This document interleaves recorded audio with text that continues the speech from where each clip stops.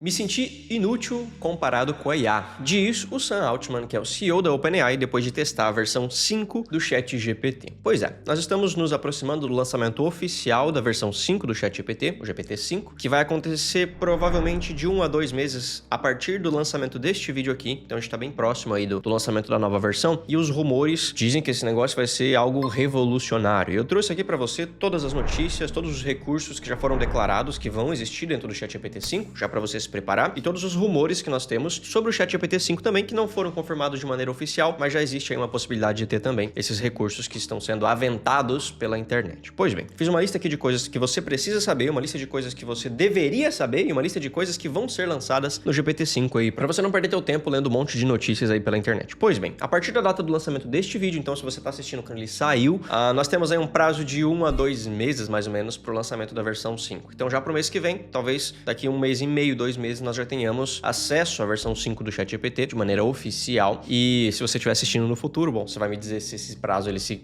concretizou ou não, afinal, são as palavras do próprio Sam Altman aí de lançamento. Bom, a gente tem que tomar cuidado com algumas coisas aqui. Primeiro, o Sam Altman, ele é CEO da OpenAI, então não tem como esperar do CEO da companhia que ele diga que o modelo não é tão bom assim. Então, segundo os rumores, segundo o que ele vem falando, segundo as notícias que já saíram, isso aqui vai ser uma coisa revolucionária. Mas aconteceu a mesma coisa também com o Grok, né? O lançamento do Grok 4 ali, falaram que ia ser algo disruptivo e vai ser, puta, massa pra caramba, e no fim das contas não se provou ser muita coisa não. Então melhorou um pouco, mas não foi uma revolução. Eu vou te falar um pouquinho de revolução e de tecnologias exponenciais e incrementais mais pra diante nesse vídeo aqui. Pois bem, o Sam Altman, ele falou que essa versão do GPT-5, né, ela vai ser a unificação de vários modelos. Então, se você perceber, se você abrir o teu ChatGPT agora, você vai perceber que você tem vários modelos pra escolher. Então, você tem o 4O, o O3, o A4 Mini, o A4 Mini High, o 4.5, 4.1, enfim, tem vários modelos e cada um tem uma descrição e no fim das contas, ele mesmo revelou ali que as pessoas não sabem muito bem qual usar. No dia a dia, as pessoas usam o 4O e elas nem querem saber se existem outros modelos ou não. Então é uma das coisas que eles vão corrigir para a próxima versão. E ele falou que tanto os modelos ressonantes, né,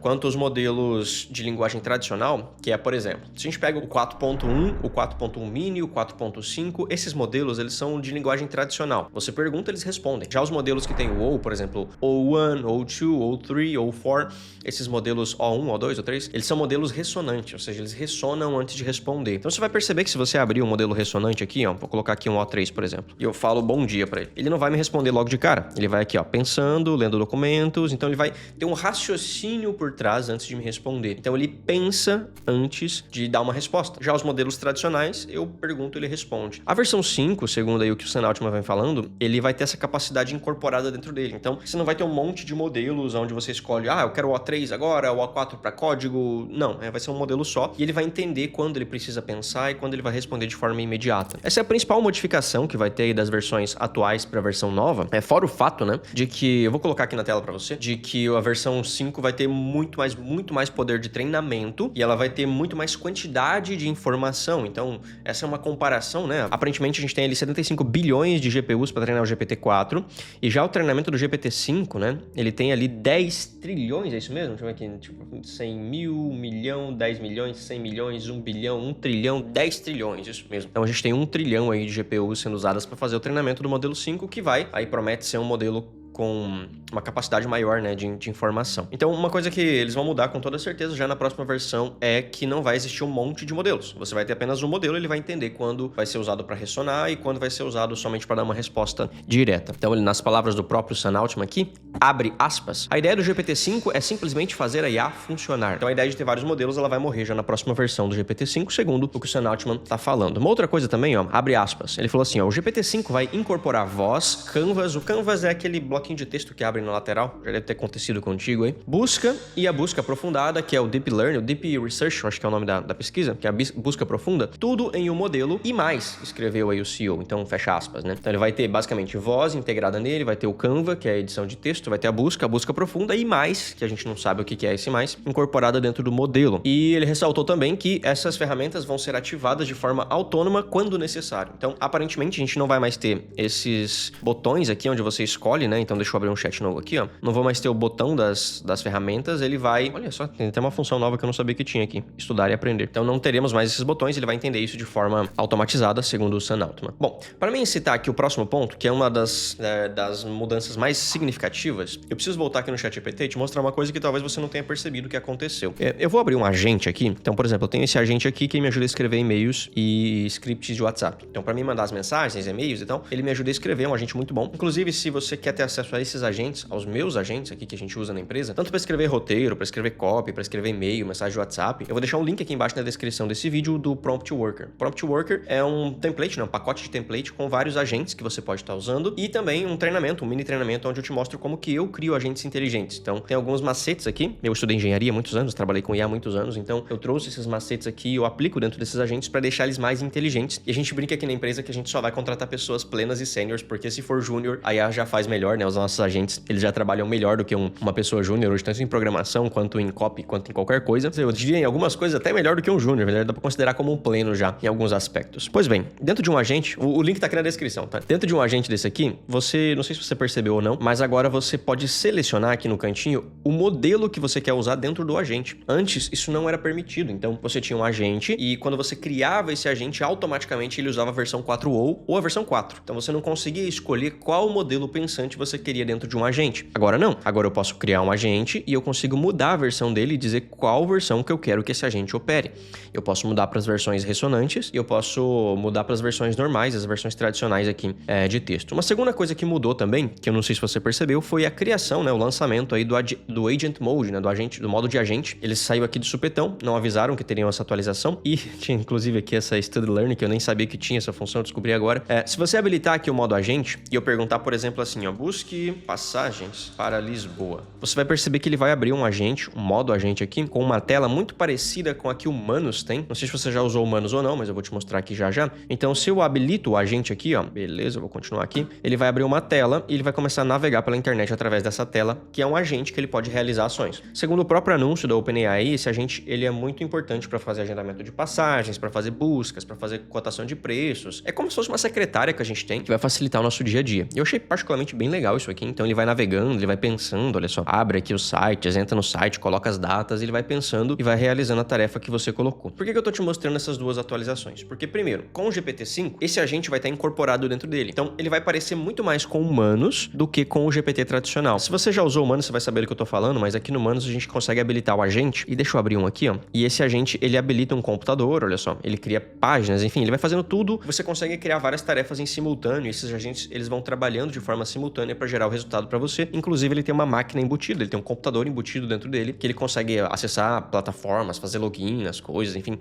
é uma IA que eu gosto muito de usar, Manus. Vou deixar o link aqui embaixo também dos convites da Manus, se você não usa ainda, tem vários links aqui embaixo para você poder criar sua conta, e você ganha alguns créditos gratuitos lá para você poder testar. E o ChatGPT tá muito parecido com isso, né? Então eles lançaram essa função Agent aqui, a função de agente, que vai estar incorporada também no GPT-5. Então essa versão do GPT-5, segundo o próprio Sam Altman, é uma versão que vai ser muito mais capaz e vai poder unir tudo isso que o GPT tem de forma separada agora dentro de um único modelo, com muito mais inteligência e com muito mais recursos do que o GPT atual ele tem. Quando a gente solicita uma tarefa aqui para o Manus, por exemplo, se eu pergunto para ele peço para ele fazer uma pesquisa, né? Faça uma pesquisa sobre XYZ, ele me dá aqui o modelo adaptativo que ele escolhe se ele vai ligar esse agente ou se ele vai simplesmente me dar uma resposta em texto. E isso aqui dentro é feito de forma automatizada. Então, o Manus ele consegue fazer imagem, slide de página, trabalhar com dados, ele tem um Claude por trás, né? Então ele roda bem parecido ali com o Claude, mas ele é muito útil para você criar vários agentes e eu consigo criar várias tarefas aqui para trabalhar de forma simultânea, trabalhando com o mesmo objetivo. Segundo a diretoria aí da OpenAI, o GPT ele vai parecer mais com isso, né? Tanto é que você está vendo ele trabalhando aqui buscando passagens para mim, olha só. E aí ele vai trabalhando nesse sentido de ter uma máquina que opera por trás, ele vai conseguir navegar pela internet, fazer login em plataformas, cotar, orçar, enfim. É mais como um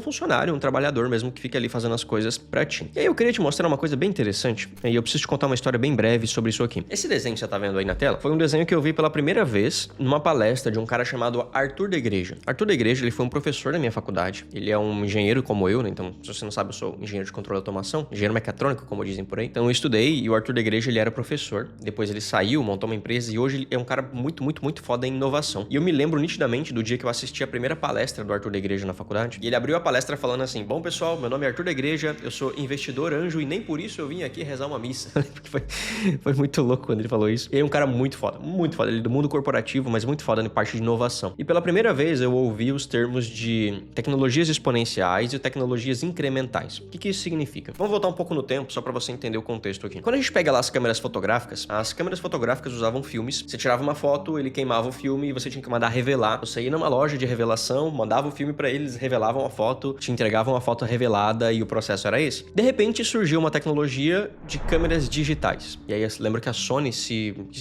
cresceu muito nessa época, né? Eu não sei se foi a pioneira, mas foi ela quem se destacou. Com as câmeras digitais você batia uma foto e você tinha uma tela, e aí você podia ver a foto na tela, e isso era totalmente disruptivo. A Kodak fabricava 90% de todo o papel fotográfico do mundo e as câmeras, e a Kodak sumiu depois da criação da câmera digital. Então a câmera digital foi para esse mundo de audiovisual uma tecnologia disruptiva. Ninguém volta a usar a tecnologia de filme, a não ser em casos bem específicos, né? Porque agora nós temos uma nova tecnologia que matou a tecnologia anterior. Só que se a gente pensa lá de trás até agora, o que aconteceu no mundo das máquinas fotográficas? Pô, eu tô com uma câmera aqui agora de cinema, tem uma outra câmera de cinema ali me filmando, são câmeras que custam 40 mil reais, 50 mil reais, somente a câmera, né? Mais a lente que você compra. São câmeras caríssimas, só que fazem a mesma coisa. São filmes digitais. Se a gente pega o caso do iPhone, vamos lembrar, antes do iPhone a gente tinha os celulares que mandava SMS e fazia ligação. Você abria o celular, você tinha um teclado, digitava, ligava e mandava mensagem. Quando o iPhone foi lançado, agora você não tinha mais um celular que mandava SMS e mandava mensagem. Você tem um computador e esse computador tá na palma da sua mão e você pode ver os e-mails, você pode ver o calendário, você pode ligar para as pessoas, você pode até navegar na internet depois, futuramente. Depois eles criaram também a tecnologia de touch. Então eu aperto na tela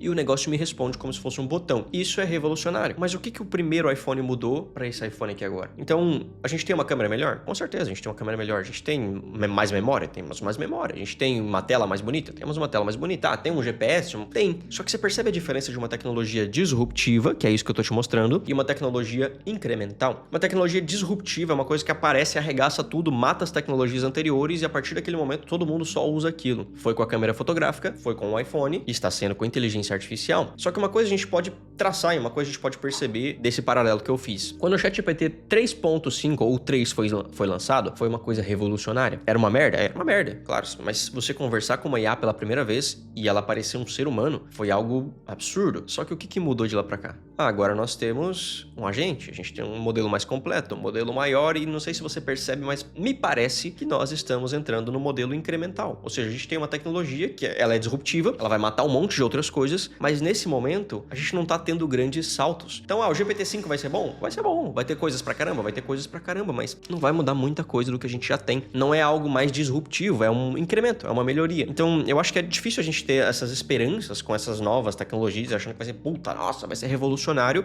quando me parece que a gente tá entrando já numa era de incremental. Ah, o DeepSeek lançou uma versão melhor, o GPT lançou uma versão melhor, e você vai ficar oscilando entre as IAs ali, vendo que tem os melhores benefícios pelo menor custo pra você. Mas não me parece que tá acontecendo algo disruptivo de novo, assim, dentro do mundo das IAs. É lógico que agora com a incremental, né, com a parte incremental e com as pessoas adotando, o que nós chamamos de período de adoção, que as pessoas começam a usar esse tipo de tecnologia, muita coisa vai mudar. A medicina vai mudar, a educação vai mudar, os vídeos vão mudar, o conteúdo vai mudar, tudo vai mudar. Só que os modelos não estão tendo crescimentos exponenciais, eles estão tendo crescimentos incrementais. E quando você for ver aí os próximos modelos sendo lançados, você vai lembrar desse vídeo aqui que eu fiz dos modelos exponenciais e dos modelos incrementais. Uma outra coisa que falaram também é que o GPT-5 ele vai ter uma janela de contexto muito maior, então talvez ele tenha uma janela de contexto de 1 milhão de tokens, mas isso não foi confirmado ainda pela OpenAI, então é apenas rumor. Um outro rumor também que tem é que eles vão lançar uma versão open source, então foi uma coisa que o DeepSeek fez, eles lançaram uma versão open source. A OpenAI provavelmente vai lançar uma versão de código aberto, uma versão open source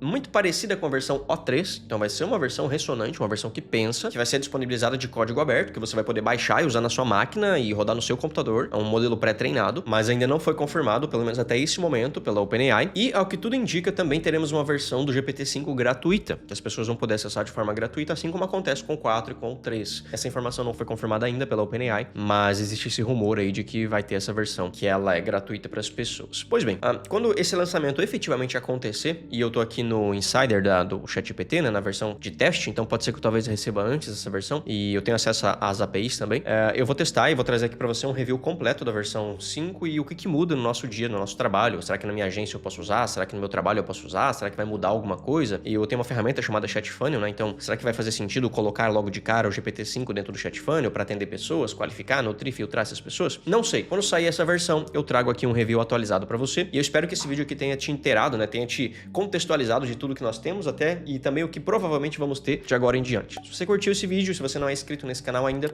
se inscreva aqui agora e deixa o seu gostinho também, se eu te ajudei de alguma forma. Aqui no final, ó, eu vou deixar 2 vídeos pra você. Um sou eu que tô te recomendando e o outro é o próprio algoritmo do YouTube. E eu sigo acreditando que existem mais pessoas boas do que pessoas más nesse mundo, como diz meu amigo Joba.